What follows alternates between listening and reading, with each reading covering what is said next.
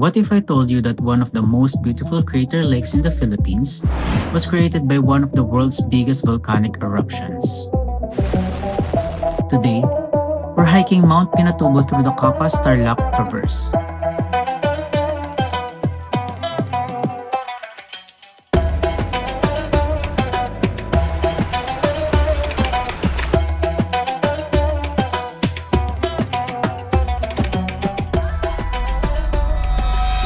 Our adventure started at around 2 o'clock in the morning as we departed from Manila.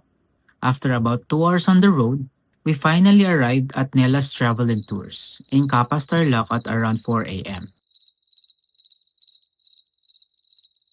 The first thing we did was register and receive our identification wristbands based on the tour package we booked. After that, it was finally time for breakfast. Our package included bottled water, coffee, rice, egg, hot dog, and longanisa. Our tour package cost 3,749 per person. And aside from the transportation, it also included breakfast, lunch, a souvenir bag tag, a ref magnet, 2 drone shots, and a hiking certificate. Before leaving, we made one important stop, the restroom. At around 6 a.m., we arrived at the briefing area where our coordinator discussed everything we needed to remember during the hike, including safety reminders and trail etiquette. While waiting for the briefings to start, we also noticed some locals selling hiking essentials, such as hiking sticks, arm sleeves, and hats. So if you forgot to bring some of these items, you still have a chance to buy them here before starting the hike. Ang sasabihin nyo na lang po ay Nelas na. Nelas. Kasi po yung alam ng driver. By 6:25 a.m., the real adventure finally began. We boarded a 4x4 vehicle with 4 passengers and 1 local tour guide and headed toward the Lahar Trail. One of the things that makes the Mount Pinatubo experience unique is that the journey itself is already part of the adventure. Instead of immediately hiking, you'll first enjoy an exciting ride across massive volcanic landscapes formed after the historic 1991 eruption.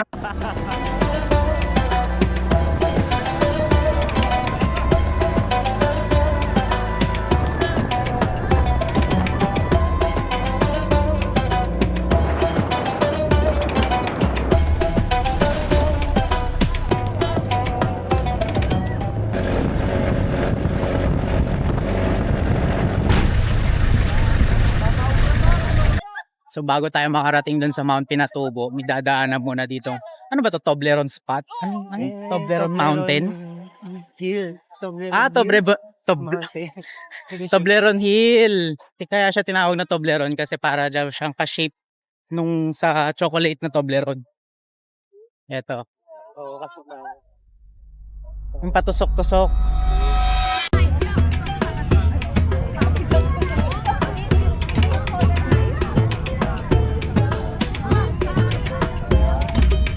Ang ganda nung ang ganda nung takbo mo.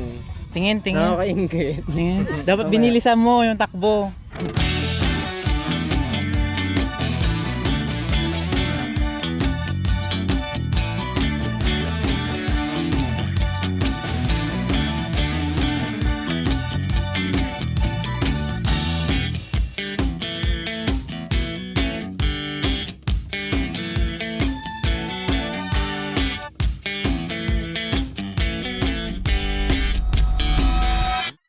Tsaka nung nakaraan walang nag-close yung Oo. Oo. kasi dahil sa bagyo. Oo.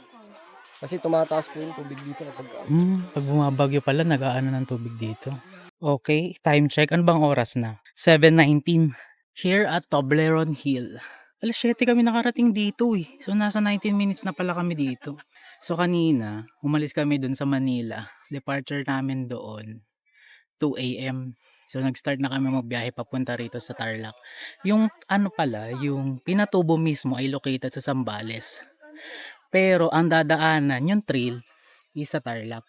Dadaan din sa Tarlac, Kapas Tarlac yung papunta mismo sa jump off.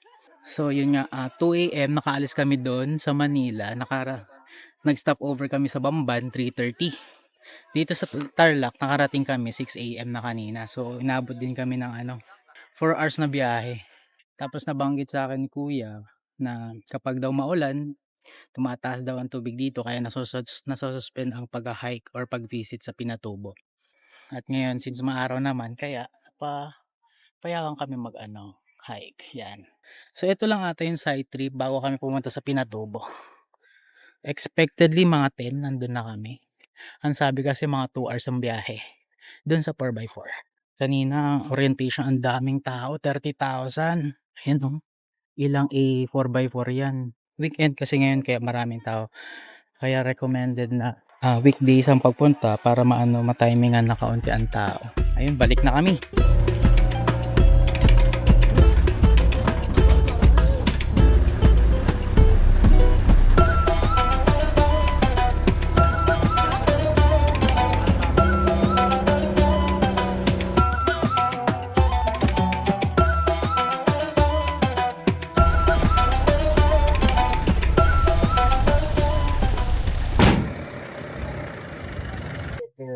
Ano na po naiwan? Check mo po. dyan ibabalik Opo.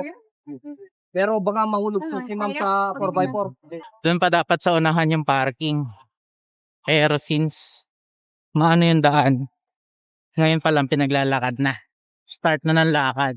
Ano nang oras na ba? 8:12, start na ng lakad. Ito na yung diretso pa Pinatubo. 30,000 yung 4x4. Wala pang ilang minutes agad ilog agad. Kasi ang plano ko pag nagsapatos ako, every time na mag-iilog, tatanggalin ko yung sapatos. Ang hassle pala pagka ganun. Kaya good decision din na nag-sandals tayo. Ayan ilog na ulit.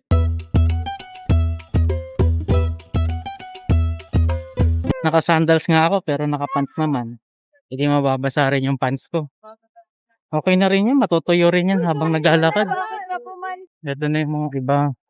Buti sila nakaakyat. Ay! Malayo pa rin pala yung Layo pa din. Malayo pa din yung parkingan. Kung mapapansin yun, mask ako. Dahil sa daan, malikabok. Kaya mas recommended na gumamit ng mask. Full face mask. Tapos sombrero sa init. And long sleeve.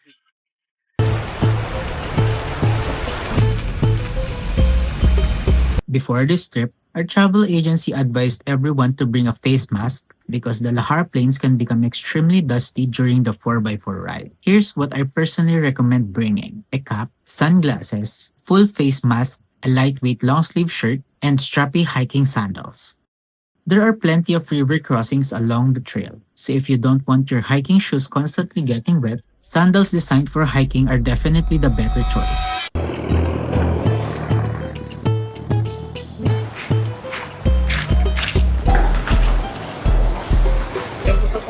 Gusto niyo, sir?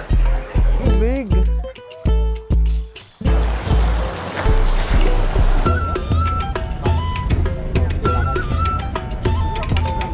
Siguro mga nasa 8. Aalis na.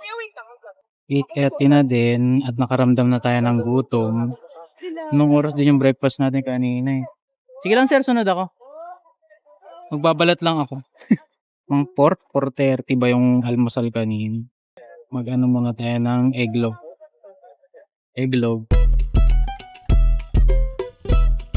Kuya, pwede ba liguan yung ilog? Pwede po. Pwede. Di naman siya galing dun mismo sa Trader po. Oo. Yung iba po sa Bukal. Yung iba po sa Freighter. Bakal, pipal pala. Kung makikita mo, sir, yung dilaw-dilaw dyan Oo. sa may gilid ng May mga- ilog. Yun yung sulfur. Yan ba yun? Oh, yan yung Oh. sulfur yan, sir.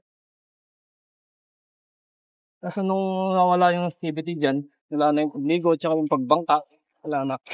Ay, Na- may bangka rin sa crater? Yung sa mismong ng dati, crater? sir, nung 2000, sa 2000, Pero ngayon wala na. wala na, sir. Natunaw na kasi yung mga nasira na. Sa mga, kahit yung mga cottage, sir, wala nang wala nang bubong. Ito pala yung parking. Dito pala dapat pagsisimula yung Oo. yung hike. Underwater siguro.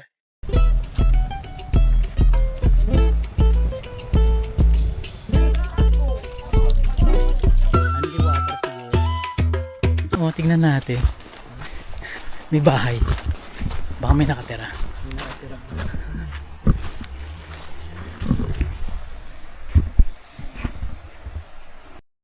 So kanina napaaga nga yung pagbaba namin dun sa 4x4. Naglakad pa kami ng additional 30 or almost an hour an hour kaming naglakad bago talaga dun sa supposedly na lakad ng start ng hike.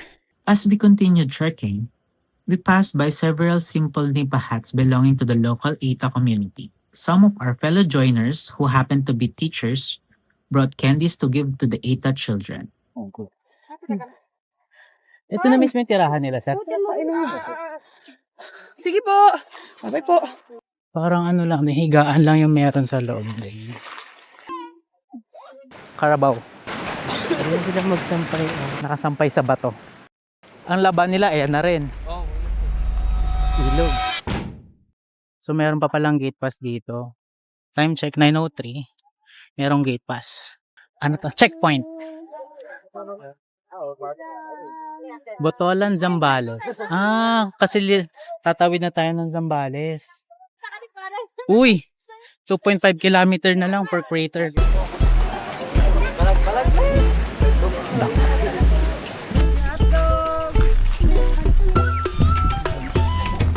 So along the way, may mga naman, nagtitinda ng tubig, food, hotdog, ganyan. So siguradong hindi ka naman magugutom along the way.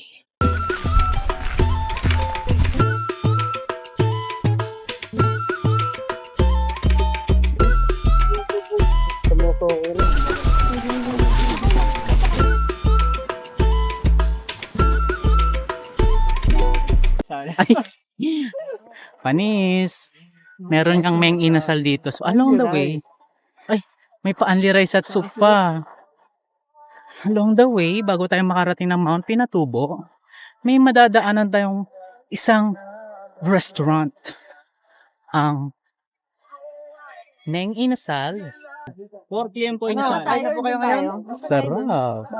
Ay, ko ito na? Diba? Only rice, only soup. Magkano, sir? 200 lang po yan. na po yan. Ang lisod po. Sarap. Pwede po magpa-reserve kahit mamaya na po yung bayad. Meron pa dun. Ano? Pinatubo lane. Street ng... Ito yung tinatawag na Pinatubo lane. Pinatubo lane. Meron pa palang isa dun. Yun o. Pero kami nagpa-reserve ng ng pagkain kung Hindi pa rin sakali. namin alam Ay, pangalan. sige po. Oo nga. Ay, buddy po ako pangalan. Buddy. Oh, body. And Evan. Evan. Hi, Buddy and Evan. Ma'am Rose. Rose and Sir. Nagpamam na talaga. Wilson. Teacher kasi kami. Tamang-tama pala ang ma'am. Kaya, Ma'am Rose and Daddy and Sir Evan. Wilson. Pero okay na rin yun Only rice, only soup. Ay, ito na ata yun. Ito na ata yun. Nakakita ko na ang bukana.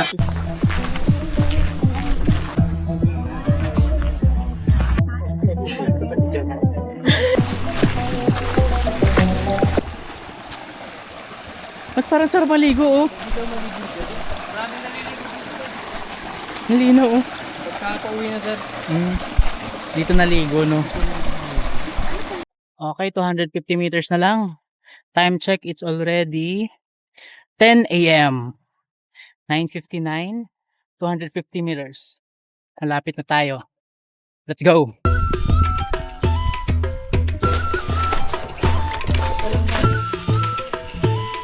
Lamig!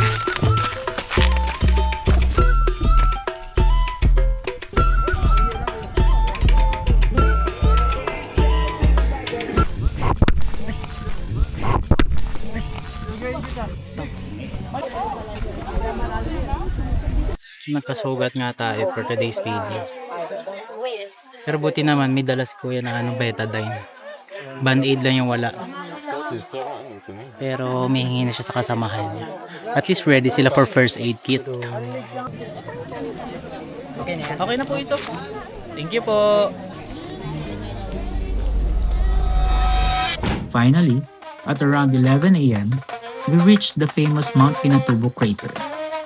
After hours of traveling, walking and crossing rivers, seeing the crater for the first time was absolutely worth it. The turquoise crater lake surrounded by towering cliffs was simply breathtaking. Standing at approximately 1,486 meters above sea level, Mount Pinatubo is considered a beginner-friendly hike with an easy difficulty level, thanks to the combination of 4x4 adventure and a scenic trekking trail. We stayed here for about an hour, taking photos, flying drones, and simply enjoying the peaceful atmosphere. A special thanks to Sir Evan, who generously let me borrow his drone and even shared some of his drone footage for this vlog. Grabe, sobrang ganda. Nakaka-relax. Nung una, hindi ko na-expect na ganito eh. Nung una, akala ko normal lang. Pero iba talaga pala kapag nakita mo na ng personal. Amazing.